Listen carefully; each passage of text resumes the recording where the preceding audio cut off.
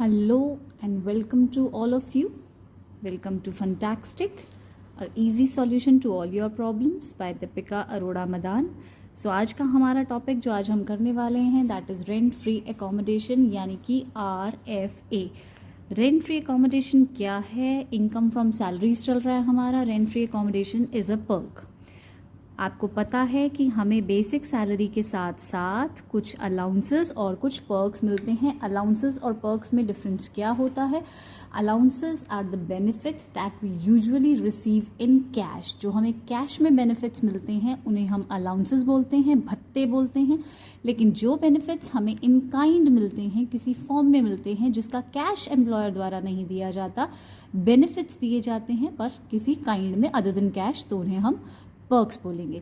सो perks जो हम कर रहे हैं उसमें हमारा पहला पर्क है rent free accommodation. Rent free accommodation जो हम डील कर रहे हैं वो कैसे उसके प्रोविजंस हैं, कैसे कैलकुलेशंस होती हैं, आज हम वो देखने जा रहे हैं. सो रेंट फ्री एकोमोडेशन के लिए अब आपके पास हम लोग एक let me make it a figure, उससे अंडरस्टैंड करना थोड़ा सा ज़्यादा सिंपल हो जाएगा. साथ साथ अगर अंडरस्टैंड करने की कोशिश करेंगे वो बेटर रहेगा. सो रेंट फ्री एकोमोडेशन में हम लोग कर रहे हैं रेजिडेंशियल एकोमोडेशन. ऐसा एकोमोडेशन जो एम्प्लॉयर ने अपने एम्प्लॉई को दिया है for the purpose of residence, रहने के लिए बेनिफिट दिया जाता है. देखिए, हो सकता है एक एम्प्लॉई किराए के घर पर रह रहा है, उसे किराया पे करना पड़ता है. सो एम्प्लॉयर क्या कर सकता है, उसे दो टाइप से बेनिफिट दे सकता है. फर्स्ट हमने जो किया था वो था HRA. पिछली वीडियोस में वो ऑलरेडी कवर किया जा चुका है. HRA अलाउंस होता है जिसमें एम्प्लॉयर एम्प्लॉई को कैश देता है ताकि वो अपने लिए एक रेजिडेंशियल एकोमोडेशन अरेंज कर ले. यहाँ पर जो एकोमोडेशन प्रोवाइड किया जा रहा है वो एम्प्लॉयर एकोमोडेशन दे रहा है खुद से. एम्प्लॉयर कैश देने की बजाय घर ही प्रोवाइड कर देता है, उसे हम रेंट फ्री एकोमोडेशन बोलेंगे. सपोज एक एग्जांपल ले लेते हैं. एक एम्प्लॉयर अपने एम्प्लॉय को कैश देता है ताकि वो एक घर ले ले, उस कैश को हम HRA बोलेंगे.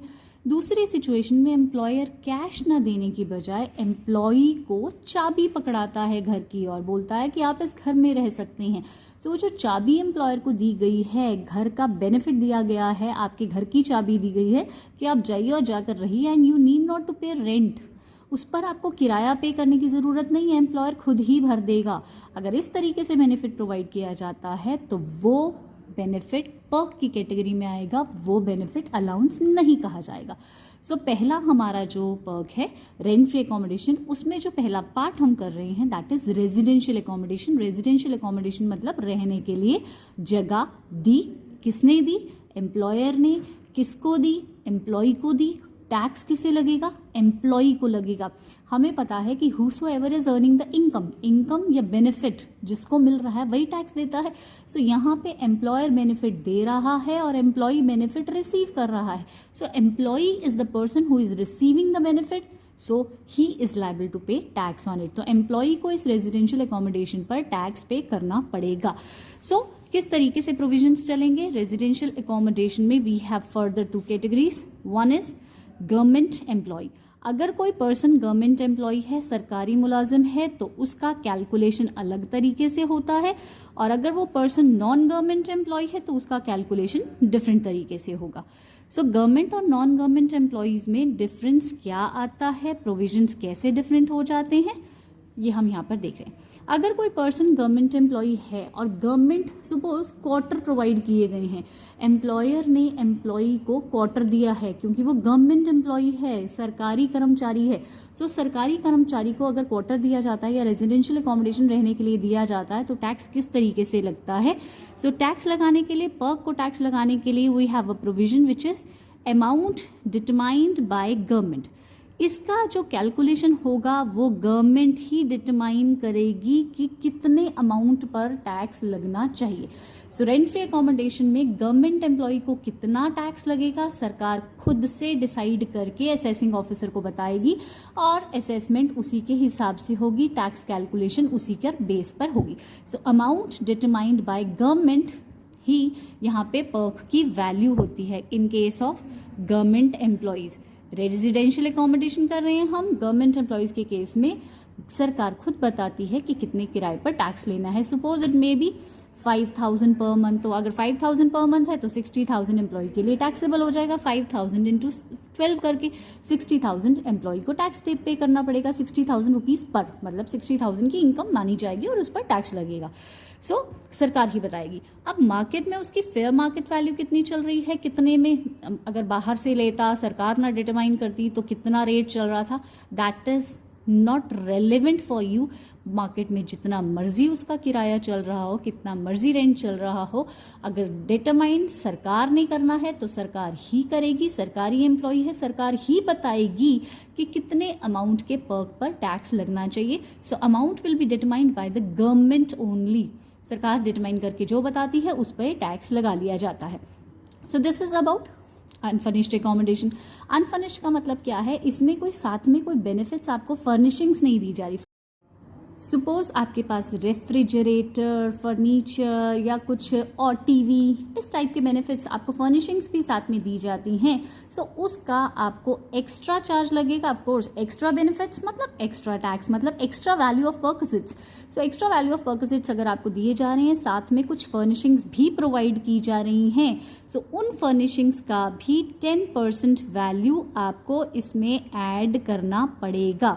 अगर एम्प्लॉयर ने एम्प्लॉई को घर के साथ साथ फर्निशिंग्स भी दी हैं, कुछ बेनिफिट्स भी दिए हैं, TV, sofa, furniture, fridge, anything, so जो भी दिया है उनकी वैल्यू अगर कॉस्ट दी गई है तो उन वैल्यू ऑफ फर्निशिंग्स का 10% आपको उस अमाउंट में जोड़ना होगा and you will get the total value of taxable perquisite. तो आपका वैल्यू ऑफ पर्क होगा और इसी पर एम्प्लॉई को टैक्स पे करना पड़ेगा। लेकिन अगर अमाउंट कुछ उससे रिकवर किया जाता है, अमाउंट रिकवर्ड फ्रॉम एम्प्लॉय, अगर एम्प्लॉय से कुछ चार्ज बैक भी किया जाता है, मतलब एम्प्लॉयर ने मान लीजिए ये कहा है कि आपको बेनिफिट्स मिलेंगे लेकिन इन बेनिफिट्स को पाने के लिए कुछ चार्ज आपकी सैलरी से कटेगा, सो वो अमाउंट आपके पर्क को रिड्यूस कर देगा, आपके बेनिफिट्स को रिड्यूस कर देगा, क्योंकि बेनिफिट्स एम्प्लॉयर ने दिए आपको बट कुछ लिया भी तो है। सो जितना अमाउंट लिया है इससे उसके वैल्यू ऑफ परक्विजिट को कम कर दिया जाएगा and this will be the value of taxable perk. So इस अमाउंट पर आपको टैक्स लिया जाएगा। चलिए सपोज एक एग्जाम्पल ले लेते हैं। एक एम्प्लॉयर गवर्नमेंट, मतलब गवर्नमेंट एम्प्लॉय को एक क्वार्टर देती है, एक रेजिडेंशियल एकोमोडेशन देती है और रेजिडेंशियल एकोमोडेशन की वैल्यू 5,000 रुपये पर मंथ डिटरमाइन की जाती है। सपोज गवर्नमेंट ने डिटरमाइन किया 5,000 as value of that quarter या value of that residential accommodation. Market में उसका किराया ऑल्दो 7,000 चल रहा था पर गवर्नमेंट ने डिटरमाइन किया 5,000, तो वी विल टेक 5,000 ओनली। 7,000 का रेलिवेंस यहाँ पर नहीं है। We would not consider that 7,000 as the value. So amount determined by government is 60,000 rupees, 5,000 per month के अकॉर्डिंग। फर्निशिंग्स भी सपोज प्रोवाइड की गई है और फर्निशिंग्स का वैल्यू है यहाँ पर, suppose it is 1 lakh, 1 lakh रुपए की फर्निशिंग्स आपको प्रोवाइड की गई है यूज़ करने के लिए। सो 10,000 उसका भी आप ऐड करेंगे। 10,000 कैसे आया, 1 लाख का 10% हमने किया, that is 10,000। So value of perquisite will be 70,000। और साथ में कहा गया कि अगर आपको ये रेजिडेंशियल एकोमोडेशन या क्वार्टर चाहिए तो आपकी सैलरी में से 2,000 पर मंथ डिडक्ट होगा। अगर इस कंडीशन पे आपको ये बेनिफिट्स दिए गए हैं तो ऑफ कोर्स आपका बेनिफिट रिड्यूस हो जाएगा। 2,000 पर मंथ तो एम्प्लॉय ही दे रहा है ना। सो एम्प्लॉय से रिकवर कितना किया गया, 2,000 per month, that is 24,000 rupees. So इससे आपका बेनिफिट कम हो जाएगा। Value of taxable perk will be 46,000 in this case, right. So यहाँ पर हमें ध्यान रखना है कि अगर गवर्नमेंट एम्प्लॉय है तो टैक्स कैसे डिटरमाइन होगा। Amount determined by government plus 10% value of furnishings will be the value of perk. लेकिन अगर अमाउंट रिकवर भी किया गया है तो उसको भी माइनस किया जाएगा। Overall amount determined by government plus 10% value of furnishings minus amount recovered from employee will be the value of perk taxable, right. अब यहाँ पे एक छोटी सी चीज़ और कर लेते हैं। यहाँ पर मैंने बोला था कि फर्निशिंग्स की वैल्यू सपोज 1 लाख रुपए थी, राइट। 1 लाख की फर्निशिंग्स आपको दी गई। This was the cost of those furnishings. Cost का आपने 10% कर दिया वैल्यू, मतलब cost of those furnishings was 1 lakh, तो आपने उसका 10% किया। सपोज आपको क्वेश्चन में दिया गया है हायर चार्जेस। एम्प्लॉयर ने वो जो फर्निशिंग्स आपको दी हैं किराए पर लेकर दी हैं।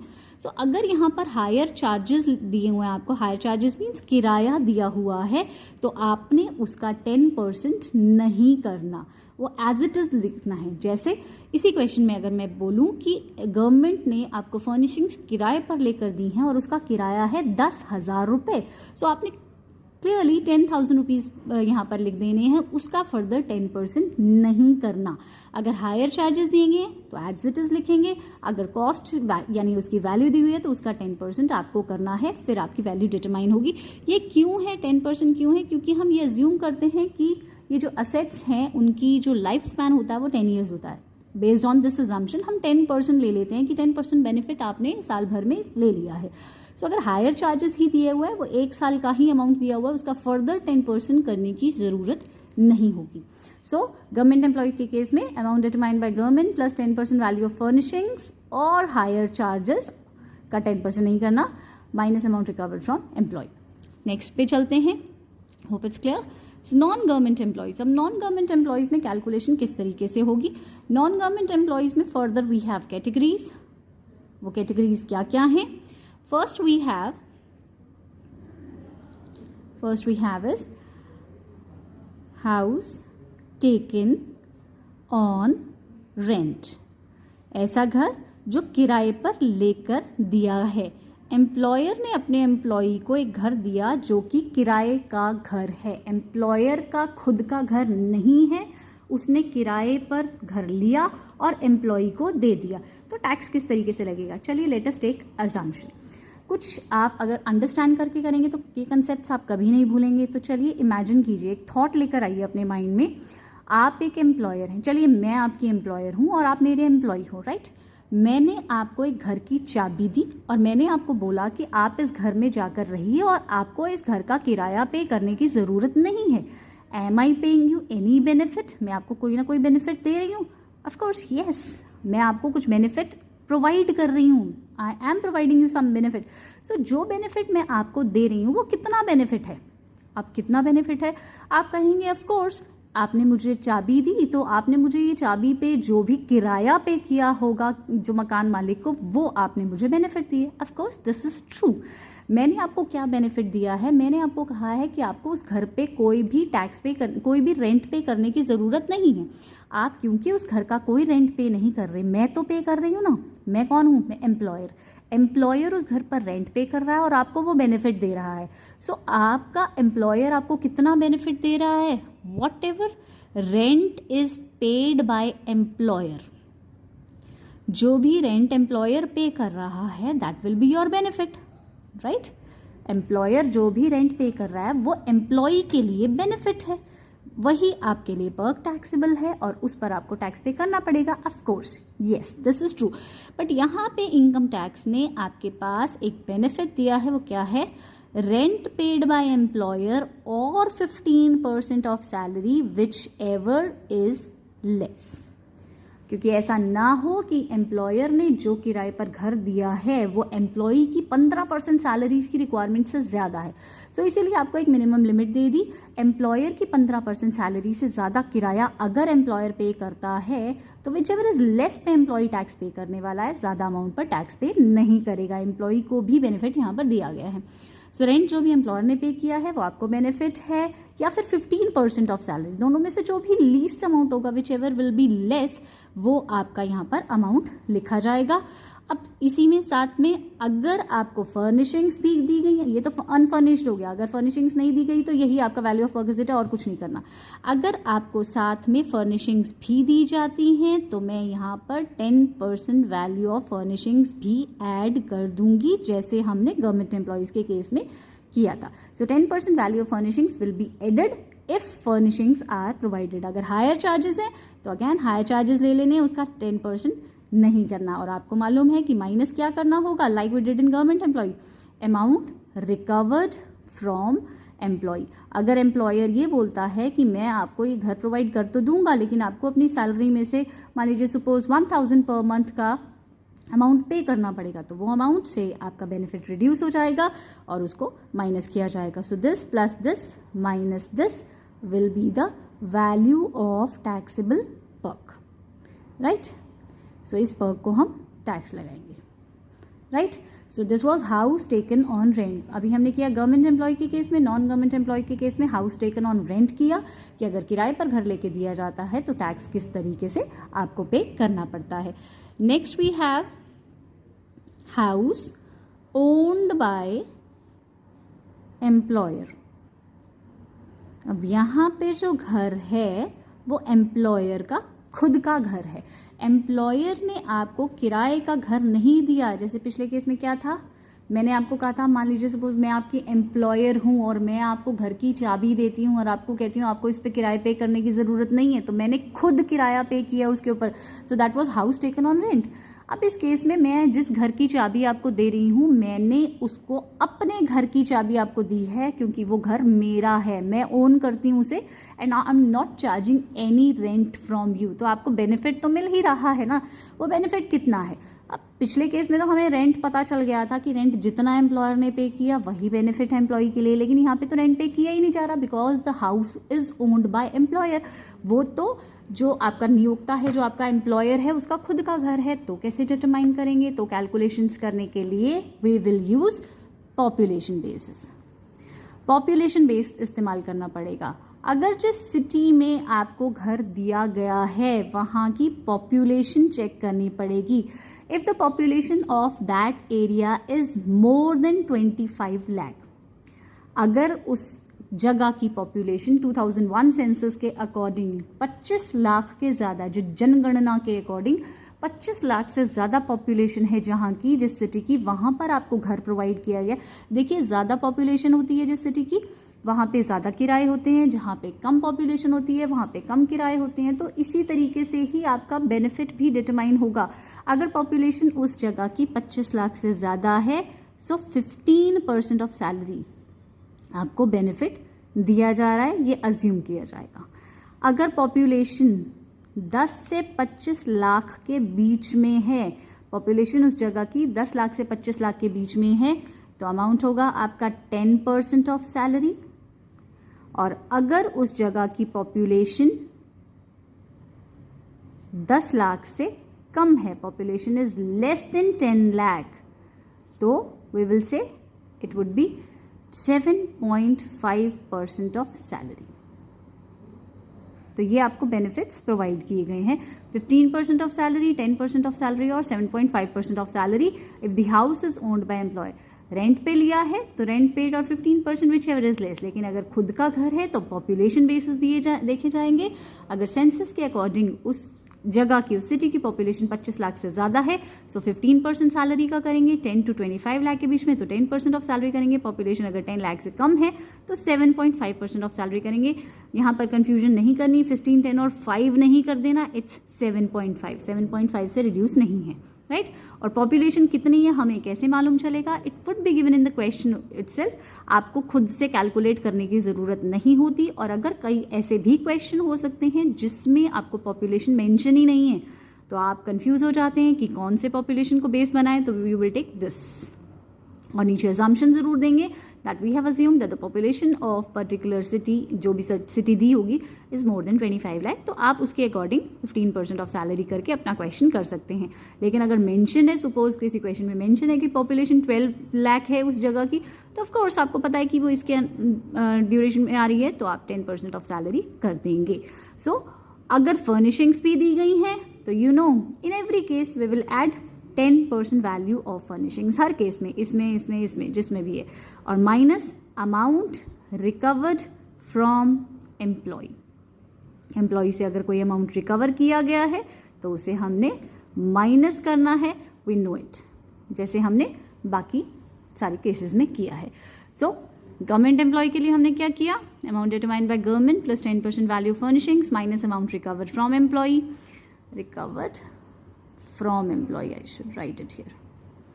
Or house taken on rent, rent paid by employer, or 15% of salary, whichever is less, plus 10% value furnishings minus amount recovered from employee. और अगर हाउस ओन्ड बाय एम्प्लॉयर है, खुद का घर है, तो पॉपुलेशन चेक की जाएगी। किसका खुद का घर है? एम्प्लॉयर का खुद का घर है।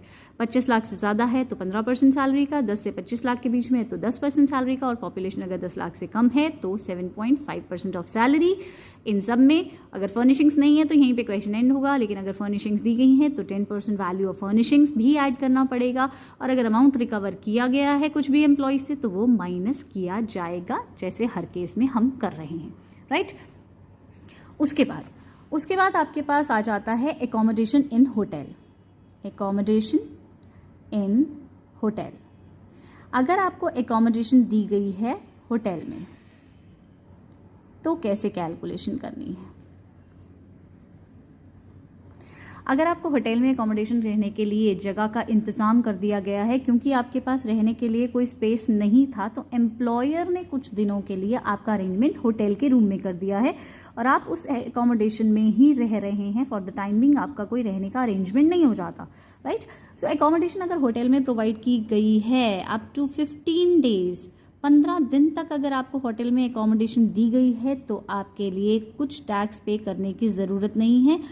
असेसिंग ऑफिसर ये कह सकता है कि वी कैन अज्यूम कि एम्प्लॉयर एम्प्लॉय के लिए इतना तो कर ही सकता है। अगर एम्प्लॉयर अपने एम्प्लॉय को 15 दिन तक होटल में रखता है और होटल का जितना भी किराया है, जितना भी चार्जेस हैं, that are paid by the employer, employer उसको पे कर रहा है, तो फिर इस पर टैक्स नहीं लगेगा। लेकिन अगर ये एकोमोडेशन आपको जो प्रोवाइड किया गया होटल में 15 दिन से ज़्यादा हो गया तो फिर टैक्स लगेगा। अगर 15 दिन से ज़्यादा आप ड्यूरेशन में रहते हैं तो आपको टैक्स लगेगा, और वो टैक्स कितना होगा? टैक्स का रेट होगा 24% of salary of such period. ये ऑफ सच पीरियड का मतलब क्या है? आपका जितना ड्यूरेशन के लिए आपको होटल में रहने दिया जा रहा है। देखिए, चाहे गवर्नमेंट एम्प्लॉय हो चाहे नॉन गवर्नमेंट एम्प्लॉय हो, एकोमोडेशन इन होटल दोनों के लिए हो सकता है।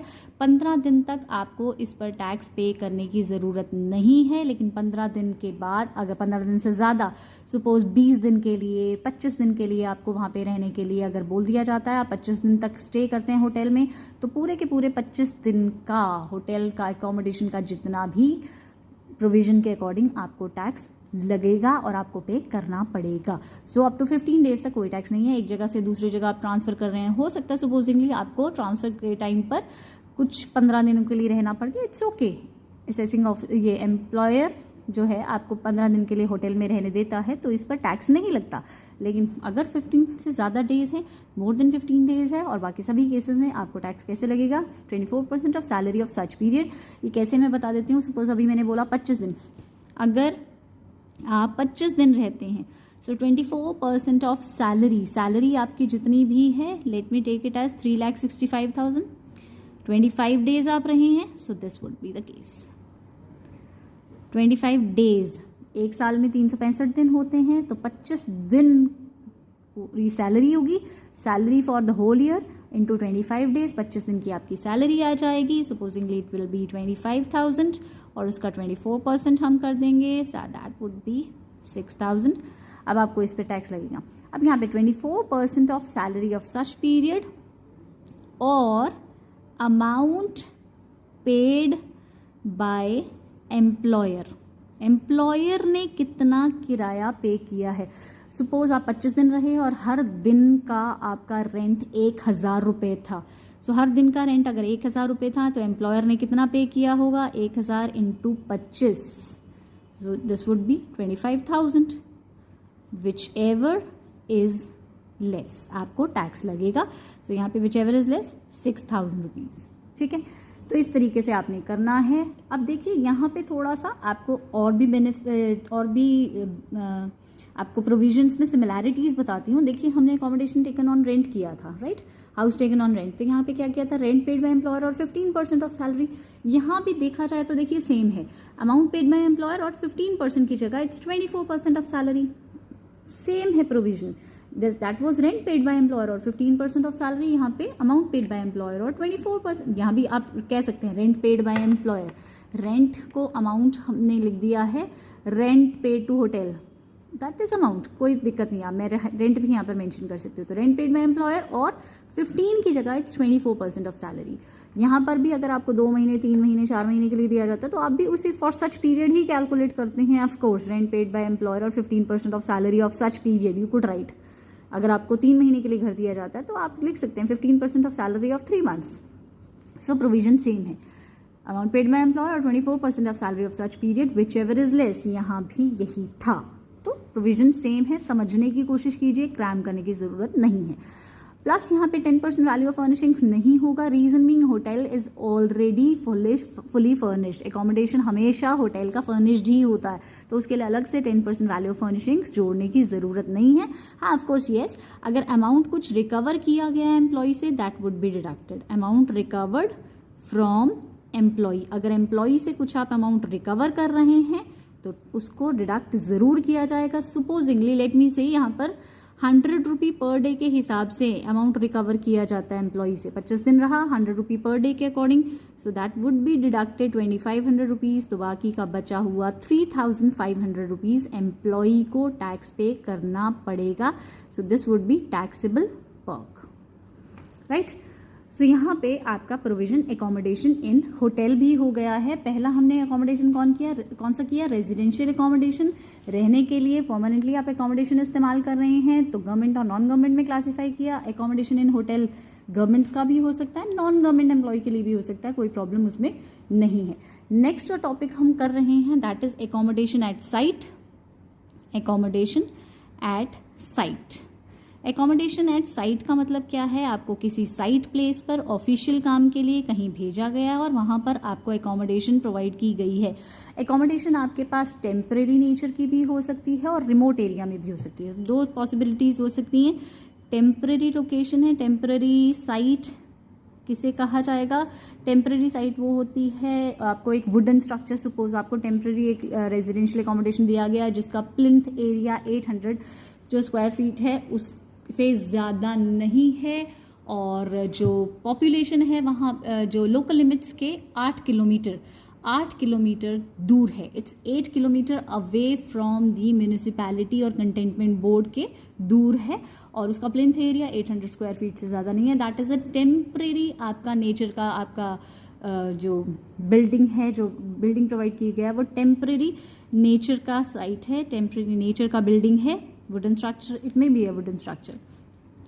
और आपका रिमोट एरिया में भी हो सकता है। रिमोट एरिया किसे बोलते हैं, रिमोट एरिया एक ऐसी जगह होती है which is 40 kilometre away from a town, 40 kilometre away उस टाउन से जहाँ की पॉपुलेशन 20,000 से ज़्यादा नहीं है, उस एरिया को हम रिमोट एरिया बोलते हैं। उस जगह पर आपको एकोमोडेशन अगर प्रोवाइड की गई है, टेम्परेरी नेचर की एकोमोडेशन है या फिर रिमोट एरिया में आपको प्रोवाइड की गई है, this is 8 kilometres away from the local limits, this is 40 kilometre away from the town having population of less than 20,000, not exceeding 20,000 census के अकॉर्डिंग। सो अगर इन ऐसी जगहों पर आपको एकोमोडेशन प्रोवाइड की गई है, do you think employer is giving you, providing you any benefits? अगर बेनिफिट है भी सही तो income tax is not going to charge anything from you on this benefit. तो ये जो रेजिडेंशियल एकोमोडेशन है उस पर आपको टैक्स नहीं लगेगा। This is a non taxable type of perk, तो टैक्स इसका निल होगा। इसका पर्क की value like we calculated in different cases, तो जैसे पर्क की वैल्यू कैलकुलेट की थी यहाँ हम वो कैलकुलेशन नहीं कर रहे हैं क्योंकि इस एकोमोडेशन को टैक्स नहीं लगाया जाता, राइट। उसके बाद है आपका topic accommodation at the time of transfer. हो सकता है आपका कहीं ट्रांसफ़र हो गया है, आपको एक जगह से दूसरी जगह पर एकोमोडेशन प्रोवाइड किया जाता है, आपको एक जगह छोड़नी पड़ रही है, दूसरी जगह ट्रांसफ़र हो रहा है आपको, तो दूसरा एकोमोडेशन दिया जाएगा, दूसरा फ्लैट दिया जाएगा। अगर आपका एकोमोडेशन ट्रांसफ़र के टाइम पर आपको पता है कि एकदम से आप एक एकोमोडेशन नहीं छोड़ेंगे, सो आपको 90 डेज़ का ड्यूरेशन दिया जा रहा है क्योंकि हो सकता है कुछ टाइम लगेगा आपको।